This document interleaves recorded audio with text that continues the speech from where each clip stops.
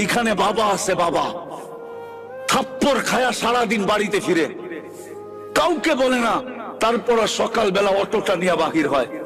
চুপে যদি কানে জিজ্ঞাসা করে কালনা থাপ্পড় খাইলি আজকে আবার অটো, তো চোখের পানি ছেড়া বলবে বাচ্চা আছে কি করব, বিবি আছে কি করব,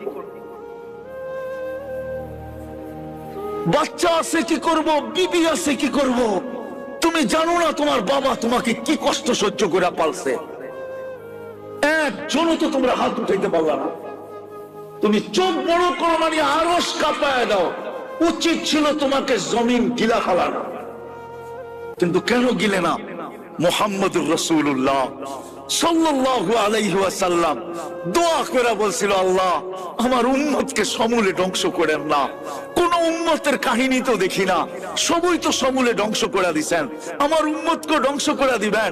তো আল্লাহ বলছে, বন্ধু আপনার উম্মতকে করব না, আমি অঙ্গীকার করতেছি, যা খুশি তা করুক, আমি সমূলে ধ্বংস করব না। এই জন্য তুমি বেঁচে আসো।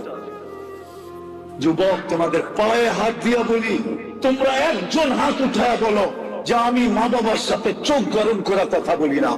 একজন হাত উঠায় বলো।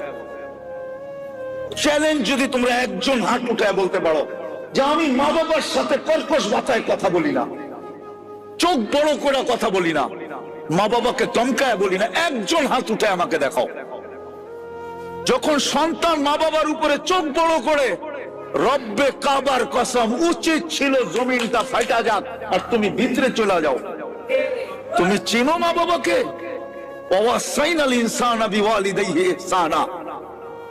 যেই মা তোমাকে রক্তগুলাকে দুধ বানায় খাওয়াইছে, দুধ বানায়, তুমি দুধ খাও না, মার রক্ত খাইছো, রক্ত। যতদিন পর্যন্ত মা বাচ্চাকে দুধ খাওয়া হিমোগ্লোবিন বাড়ে না, ডাক্তার থাকলে আমার কাছে আসো, যতদিন দুধ খাওয়ায় ততদিন হিমোগ্লোবিন বাড়ে না। হিমোগ্লোবিন রক্তের কারণে বাড়ে, কেননা বাচ্চা খায়া ফেলে, কোত্থেকে বাড়বে? যে রসুলের কারণে এত বড় মর্যাদা পেলাম, যে রসুলের কারণে এত বড় সুযোগ পেলাম, যে রসুলের কারণে